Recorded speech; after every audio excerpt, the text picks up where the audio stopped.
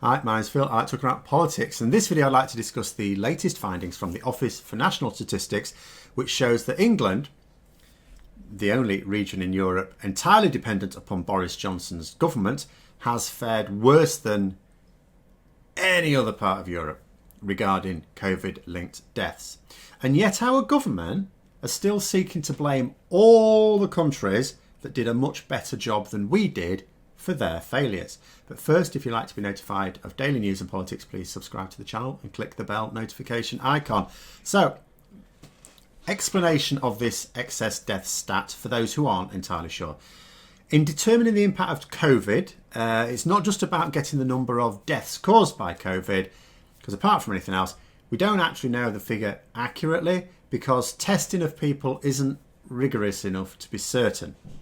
And there are errors both ways, because there are people who have died directly from COVID without proper testing, and so don't necessarily get counted on the stats. This was particularly widespread earlier on, where even doctors were threatened, with action if they put COVID as cause of death on death certificates. But you also have the situation where people are testing positive, but then they die to something else. Some of those are also counted. So what you do is you go with excess deaths, because these are the number of deaths occurring month by month in excess of the norms for that time of year based on recent historical data. And this will cover not only the people who died from COVID, but also indirect causes. Because, if you've got deaths due to ailments that were not treated because the government shut down whole departments to deal with COVID because they didn't fund the NHS to cope with a massive pandemic that they were warned was the number one threat to the nation the minute they came into power 10 years ago, well, then that's also as a result of our COVID preparations. And the outcome is stark. When I say England is the worst in Europe, I mean, that in itself doesn't mean much. After all, someone has to be top of the league, don't they? If all countries were sort of clustered together at much the same rate, it would be silly to point out which one was top because they'd all be about the same. We are way ahead. The latest report covers the period from May the 23rd. And in England, our excess death rate is 7.5%. The next place is the beleaguered Spain, which is on 6.7%. Then it's Belgium, who were roundly criticised for the government's crass incompetence and negligence, yet it's 3.9% there. So our nearest neighbour with a comparable economy and population is France. They're on 0.2%. So they're on close to an even keel now. And when you read the report, you wonder why not all countries are listed to compare. So in the case of Italy, it noted that this is due to missing data. So, okay, we don't know where Italy is. But in the case of all the others, it's because it's negative. They have a negative number of excess deaths at this point in time. So essentially, excess deaths were high throughout Europe at the peak of the pandemic for each nation in turn. But a lot of that was because the most vulnerable, the ones who were most likely to die if they contracted COVID, were those who were already coming to the end of their lives. They were already ill, they were already weak. So many of the deaths were a severe shortening of the time left. There may have been people who would have died 2 or 3 or 4 months later to, cause death earlier on. Now that doesn't make it okay. And the fact that many had to pass without their loved ones in attendance was also tragic.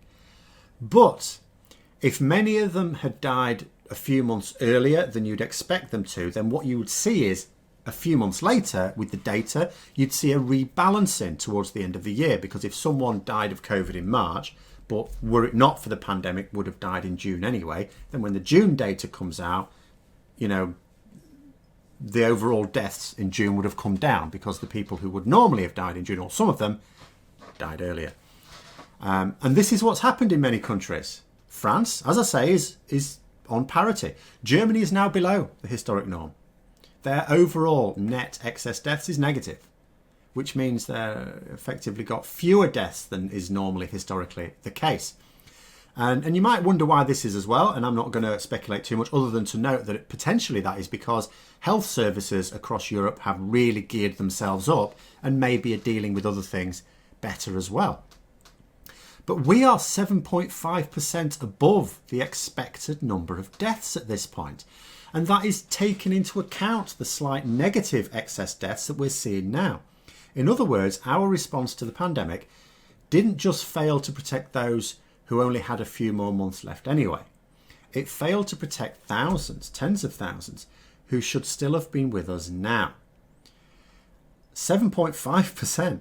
And how are the government reacting to this? They are having the nerve to talk about a second wave sweeping through Europe as a way of getting their excuses in early. When the second wave inevitably hits our shores, and it may already be brewing, I mean, Boris Johnson's already talking about the fact he thinks it's pretty much here, they will say, well, it's Europe's fault for not getting their house in order.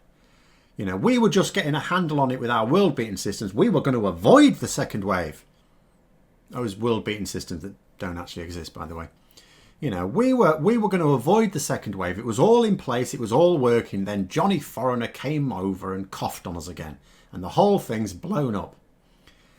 And some people will buy it. Of course they will. So it's beholden on the rest of us to point out, hang on a minute, this is the government who is presiding over the nation with the most COVID-related deaths. The most, by some margin. They do not get to blame countries that have done much better than us. The ONS report also made the point that at a time earlier on when England didn't have the highest peak of excess deaths, because that was Spain in the early phase of the pandemic, what England did have was the longest continuous period of excess mortality of any country compared. So not only did we eventually get to be the worst hit country in Europe, that means we also took longer to get any sort of grip on the situation. I mean, the data analysis is brutal.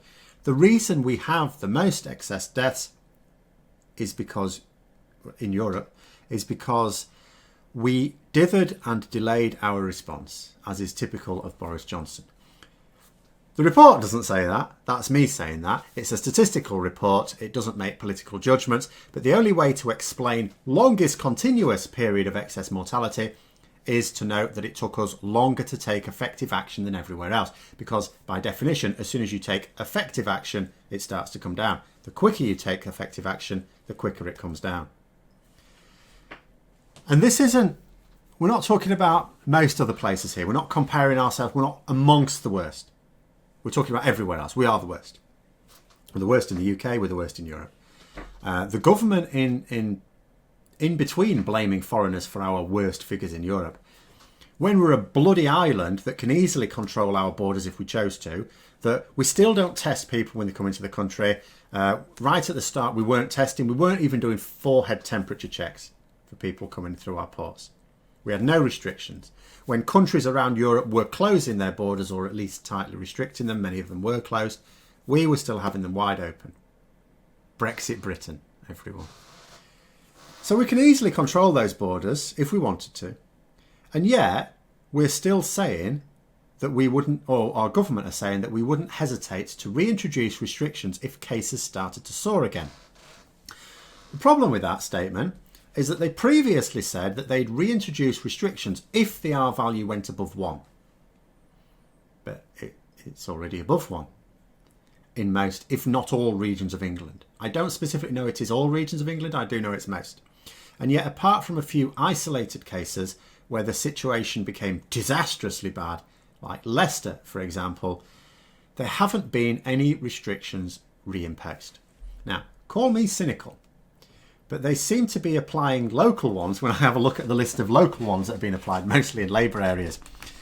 And in determining if the government genuinely would reimpose widespread restrictions again, I'm not suggesting nationally, because it should be done regionally. But given that virtually every region is above 1, if not actually every region, well, pretty much everywhere, but let it be handled regionally. But in determining whether the government would actually go ahead with that, I would consider a couple of points. 1, the Tory supporting media were and still are dead against it.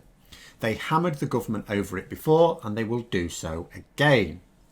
2, most Conservative backbenchers were also opposed to restrictions. Frankly, I am amazed that one of them hasn't already been photographed ignoring the face mask rules yet. Now, Tory MPs are already pissed off with Boris Johnson for his constant U-turns making them look silly, sticking with Dominic Cummings against all sense and getting hammered every week by Keir Starmer. So, with both the media and his own MPs against the reimposition of measures, no matter how bad things get, I do not see it being politically possible for the government to order a large-scale reimposition of any measures, much less full-scale lockdown. I don't think they would dare do that. I don't even see them scaling back on the freedoms. Finally, just as a little final point, I sort of raised a smile and then I felt bad. I did feel bad about this one.